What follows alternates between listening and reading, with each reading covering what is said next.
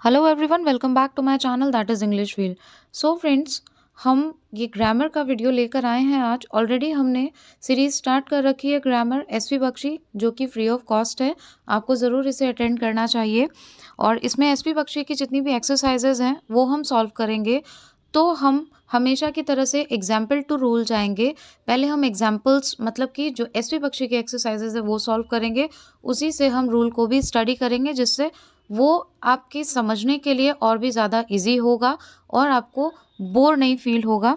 Already हम noun की कर चुके हैं, प्रोनाउन का ये थर्ड लेक्चर होगा जिसमें टाइप्स ऑफ प्रोनाउन हमारा हो चुका है। फिर हमने नेक्स्ट वीडियो में की थी एक्सरसाइज ए। अब ये जो थर्ड पार्ट है उसमें हम करेंगे प्रोनाउन की एक्सरसाइज बी। अराउंड 15 क्वेश्चंस हैं। So without making any delay let start. और इसके बाद में हमारा ये टॉपिक ख़त्म हो जाएगा, फिर हम स्टार्ट करेंगे adjective. So let start all the examples. So our first question is, which we saw surprised all and one present at the function। तो यहाँ पे which we saw की जगह आएगा what we saw। ठीक है, which आता है जब दो चीज़ों में आप चूज करते हो। यहाँ पे आएगा what, जो भी देखा उसने क्या कर दिया, सरप्राइज कर दिया। क्लियर है। Next, she is the woman who I know you can always rely upon. Rely upon मतलब जिस पे आप विश्वास कर सकते हैं। शी इज़ द वुमन, ये वो वुमन है। She is the woman who. तो देखिए, जब हम एज सब्जेक्ट यूज़ करते हैं तो हम हु का यूज़ करते हैं, लेकिन जब हम ऑब्जेक्ट का यूज़ करते हैं तो हम हु का नहीं हुम का यूज़ करते हैं। ठीक है, तो यहाँ पे ऑब्जेक्ट है तो यहाँ पे आप हु नहीं यूज़ करोगे, हुम लगाओगे। राइट।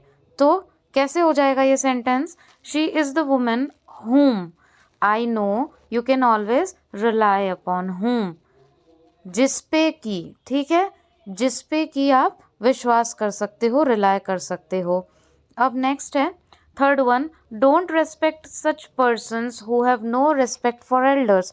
ऐसे लोगों की रेस्पेक्ट मत करो जो एल्डर्स की रेस्पेक्ट नहीं करते। तो डोंट रेस्पेक्ट दोज पर्सन्स। ठीक है, सच की जगह पे आएगा don't respect those persons who have no respect for elders. Who आया है क्यों, क्योंकि यहाँ पे पर्सन की बात हो रही है। अगर नॉन लिविंग की बात होती तो आप क्या यूज़ करते, दैट या फिर विच। ठीक है, तो फिर आप विच का यूज़ करते। अब फोर्थ है, when want he stopped himself at once. ठीक है, when want he stopped himself, ये रिफ्लेक्सिव प्रोनाउन है। इससे रिलेटेड रूल मैं पहले भी आपको ए वाली एक्सरसाइज में बता चुकी हूँ। तो स्टॉप जो होता है, ही स्टॉप्ड हिमसेल्फ, उसके साथ में हम कभी भी रिफ्लेक्सिव प्रोनाउन का यूज़ नहीं करते हैं। ठीक है, इसकी लिस्ट मैंने आपको बताई थी कि कुछ ऐसे वर्ड्स होते हैं जिनके साथ में हम रिफ्लेक्सिव प्रोनाउन का यूज़ कभी भी नहीं करेंगे। राइट।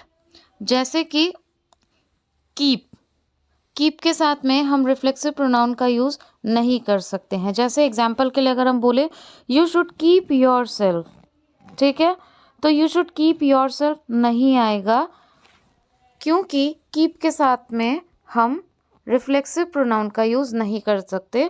उसी तरीके से इसके साथ में, स्टॉप के साथ में भी हम रिफ्लेक्सिव प्रोनाउन का यूज़ नहीं करेंगे। तो when want he stopped at once, himself यहाँ से रिमूव हो जाएगा।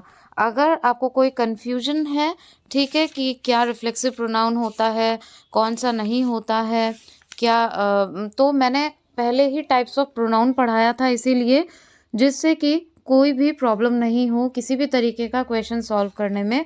इसलिए मेरी रिक्वेस्ट आपसे ये है, टाइप्स ऑफ प्रोनाउन का वीडियो आप ज़रूर देख लें।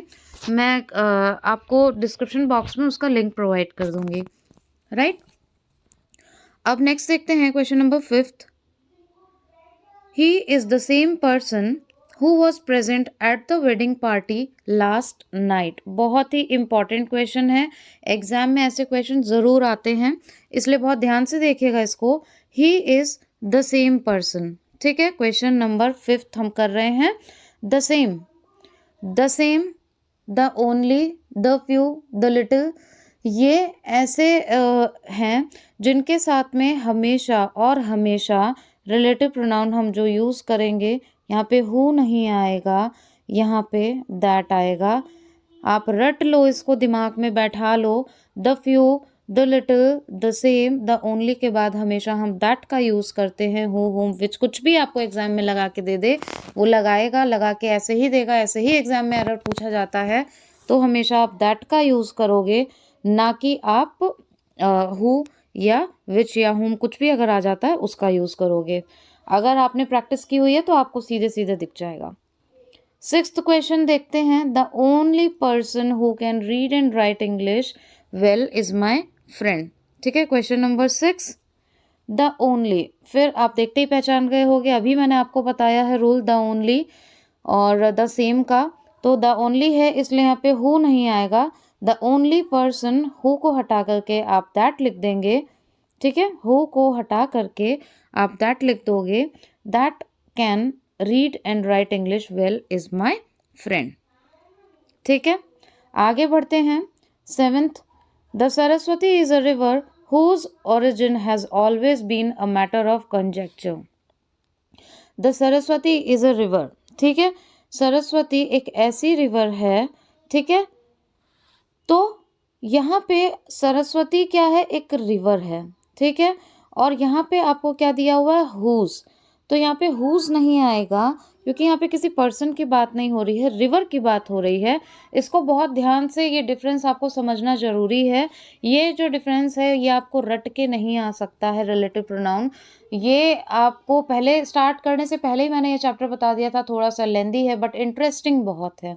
ठीक है, तो आपको ये तभी समझ में आएगा जब आप प्रैक्टिस करोगे। अभी देख के छोड़ दोगे, नहीं समझ में आएगा। 1 से 2 बार इसी वीडियो को आप देख लो तो आपको रूल्स भी अपने आप दिमाग में रह जाएंगे, क्योंकि बातें और डिस्कशन हमें याद रह जाता है। इसीलिए मैं कहती हूँ कि 1 से 2 बार आराम से देख लीजिए, उसके बाद आपको बिल्कुल ईजिली समझ में आ जाएगा। तो यहाँ पे क्या आना चाहिए, विच आना चाहिए, ना कि हुज आना चाहिए। ठीक है, अब हम 8th देखते हैं। They that tell a lie. अब आप ध्यान से देखो, they that tell a lie should not be depended upon for doing anything right. जो झूठ बोलते हैं, ठीक है, वो जो झूठ बोलते हैं, राइट। थोड़ा सा आप इसका हिंदी देखो, वो जो झूठ बोलते हैं, तो दे कैसे आएगा, दोज आएगा ना। वो लोग जो झूठ बोलते हैं, पर्सन के लिए आया है, तो यहाँ पे दे ना आके दोज आएगा। अब देख लेते हैं सेंटेंस।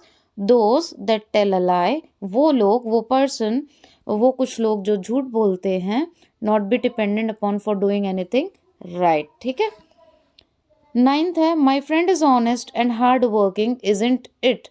क्वेश्चन टैग के भी आते हैं, my friend is honest and hard working. अब आप एक चीज देखो, ये जो आपका सेंटेंस है ये क्या है, पॉजिटिव है, और ये जो आपका क्वेश्चन टैग है वो क्या है, नेगेटिव है। ठीक है, तो my friend is honest and hard working, ये पॉजिटिव है। इजंट इट, तो यहाँ पे माई फ्रेंड की बात हो रही है, तो यहाँ पे ही कैसे लगा दोगे आप, ही की बिल्कुल सही है, यहाँ पे ही नहीं लगेगा, यहाँ पे ही आएगा, सॉरी, इट नहीं आएगा। फिर से देख लीजिए एक बार, मैं बोलने में थोड़ा सा हौच पौच हो गया फ्लो में। My friend is honest and hard working, तो यहाँ पे बात किसकी हो रही है, फ्रेंड की हो रही है। ठीक है, तो यहाँ पे फ्रेंड के हिसाब से ही आना चाहिए, ना कि इट आना चाहिए। फ्रेंड नॉन लिविंग तो नहीं हो सकता ना, तो यहाँ पे आप ही लगाओगे, ना कि आप इट लगाओगे, right. Isn't he. I hope clear हो गया होगा।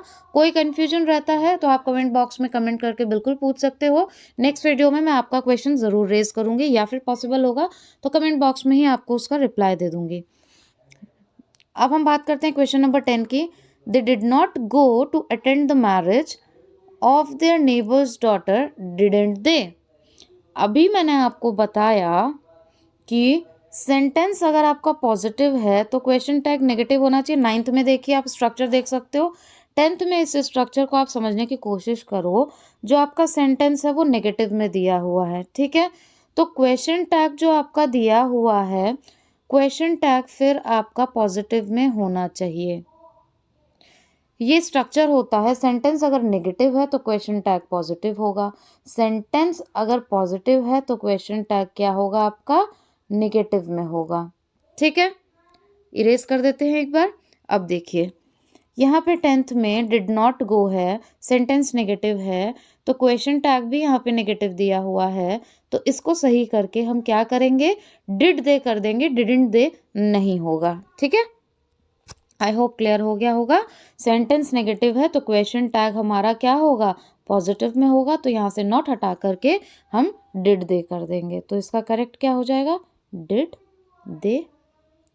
आई होप क्लियर हो गया होगा। आइए 11th की तरफ बढ़ते हैं। Your separation is very painful to me. ठीक है, तो यहाँ पे योर सेपरेशन नहीं होगा, separation from you is very painful to me. ठीक है, तुमसे सेपरेशन, यो तुम्हारा सेपरेशन नहीं, सेपरेशन तुमसे डायरेक्टली होगा या फिर सेपरेशन तुमसे अलग हो रही है कोई चीज़, तो सेपरेशन फ्रॉम यू ये डिनोट कर रहा है किसको, इसको। ठीक है, मान लीजिए एक ये है एक ये है, तो इससे सेपरेशन क्या है, पेनफुल होगा। सेपरेशन, योर सेपरेशन नहीं, तुम्हारा सेपरेशन नहीं, ये दोनों एक दूसरे से अलग हो रहे हैं। ठीक है, तो यहाँ पे क्या लिखोगे आप, separation from you is very painful to me. I hope 11th clear होगा। आइए देख लेते हैं 12th। It is difficult to say who is the better of the two sister.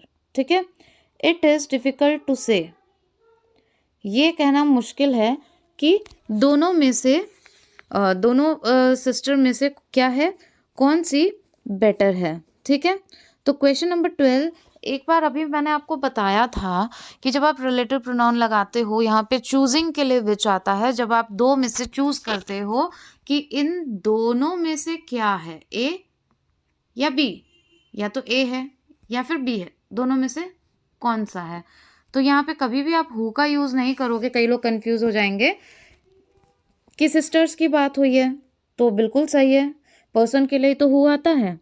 नहीं, मैंने कहा जब आपको चूज करना हो, जब दो लोगों की बात हो, देखिए it is difficult to say who is the better, दोनों में से कौन सी बेटर है। ठीक है, दो चॉकलेट्स हैं आपके पास में, ठीक है, ए और चॉकलेट बी, तो ए अच्छी है या बी अच्छी है, तो चूज करने के लिए आप हमेशा विच का यूज़ करोगे, ना कि आप डायरेक्टली हु का यूज़ करोगे। तो आई थिंक क्लियर हो गया होगा। तो यहाँ पे हु की जगह आप क्या करोगे, विच। इट इज़ डिफिकल्ट टू से which is the better of the two sister, और फिर आपको टू डिनोट भी किया हुआ है कि ये दो लोगों की बात है। He is the same man who always likes to boast of his bravery. Boast मतलब बहुत बखान करना, एकदम बढ़ा चढ़ा के नहीं बोलते हैं, हाँ भाई मैं ये मैं फला मैं ढिमका। ठीक है, तो he is the same man, ये वही आदमी है। ठीक है, आप बोलते ना ये वही दोस्त है जो दिन भर अपनी तारीफें करता रहता है, दिन भर अपनी तारीफ बटोरने में रहता है, कई लोगों को आदत होती है। तो he is the same man, तो यहाँ पे मैंने आपको बताया था द सेम, द ओनली, तो हमेशा आप किसका यूज़ करोगे, दैट का यूज़ करोगे, राइट। तो अब आप ये मत बोलना कि मैन की बात आई है तो हम तो हु का ही यूज़ करेंगे, दैट का नहीं करेंगे। अगर आपको द सेम मिल जा रहा है, द ओनली मिल जा रहा है, तो फिर आप बिना देखे, बिना किसी से पूछे, बिना कुछ कहे क्या लगा देंगे, दैट लगा देंगे। ठीक है, I hope question number 13 clear हो गया होगा। चलिए 14th, all which glitters is not gold. तो सीधी सी बात है, ऑल दैट ग्लिटर्स आपने देखा भी होगा, दैट आएगा, ऑल है इसलिए, तो ऑल दैट ग्लिटर्स। अच्छा ये बताइएगा, ये किस में आया है, शेक्सपियर के किसी प्ले में बोला गया है, तो कमेंट बॉक्स में कमेंट करके मुझे ज़रूर बताइएगा। मैं मेरी तरफ से पूरे डेडिकेशन के साथ आपको हेल्प कर रही हूँ कि आप लोग की तैयारी अच्छी हो सके, और आप ही की रिक्वेस्ट पे ये वीडियो है। तो देखते हैं किसने किसने बहुत सीरियसली इस वीडियो को देखा है। अगर आपने पूरा देखा है ध्यान से, तो आपके क्वेश्चन का आंसर कमेंट बॉक्स में मुझे ज़रूर मिलेगा। ठीक है, इतना मैंने हिंट दे दिया, शेक्सपियर का प्ले है, कौन सा प्ले है ज़रूर बताइएगा। सो let's come to our last question, that is question number 15. I never expected that you would provide me with such a servant that was not reliable at all. ठीक है, तो I never expected मतलब मैंने expect नहीं किया था कि मुझे ऐसा सर्वेंट मिलेगा जो बिल्कुल भी क्या नहीं होगा, रिलायबल नहीं होगा, ठीक है, जिस पे विश्वास नहीं किया जा सके या फिर किसी भी सेंस में। तो I never expected as you would provide me such a servant that was not reliable at all। ठीक है, तो यहाँ पे आप that की जगह पे क्या लगा देंगे, as लगा देंगे। ठीक है, क्यों? क्योंकि सच के साथ में क्या आता है, as आता है। तो आई होप आपको ये पूरा वीडियो क्लियर हो गया होगा, पूरी ये जो एक्सरसाइज है वो क्लियर हो गई होगी। अगर कहीं भी आपको कोई भी कन्फ्यूजन है, कोई भी क्वेश्चन आपके माइंड में आ रहा है, किसी रूल से रिलेटेड आ रहा है या फिर मुझसे ही कुछ छूट गया है, मैं हमेशा ये मानती हूँ कि नो वन इज़ परफेक्ट। हम सब एक पब्लिक प्लेटफॉर्म पे हैं, सब लोग अपनी नॉलेज यहाँ पे शेयर कर सकते हैं। ऐसा नहीं है कि मेरा चैनल है तो बस मैं ही शेयर कर सकती हूँ, मुझसे भी काफ़ी इंटेलेक्चुअल लोग होंगे। तो आप भी कमेंट बॉक्स में अगर आपके कुछ व्यूज़ हैं, फीडबैक है, तो ज़रूर आप शेयर किया करिए। चीज़ों को हम बेहतर बना सके मिल करके, तो वो लाइफ का सबसे बेस्ट पार्ट होगा। जो नॉलेज हमने गेन की है आज तक, उसका सबसे बेस्ट पार्ट होगा। तो हमें पार्टिसिपेट करना चाहिए, इंटरैक्ट करना चाहिए, ऐसा मेरा मानना है। Thank you so much for watching. If you have any of the confusion related to any syllabus of upcoming vacancies, you can leave your comment in comment box. Please don't forget to give your feedback. Feedback is really very important to make these videos beneficial for you all. इससे भी ज़्यादा important है कि आप like ज़रूर करोगे आपको पसंद आया हो तो, क्योंकि इस एफर्ट को लाइक करना बनता है। अगर आपके लिए बेनिफिशियल हो तो प्लीज़ लाइक भी करना और कमेंट करना बिल्कुल मत भूलिएगा, जिससे मुझे भी पता लग सके कि वीडियो आपको कैसा लग रहा है। मिलते हैं इसी के साथ में नेक्स्ट वीडियो में, जो कि होगा एडजेक्टिव का। इसी तरीके से हम पूरी एसपी बख्शी ख़त्म करेंगे और फिर हमें स्टार्ट करनी है vocabs. Till then, bye bye.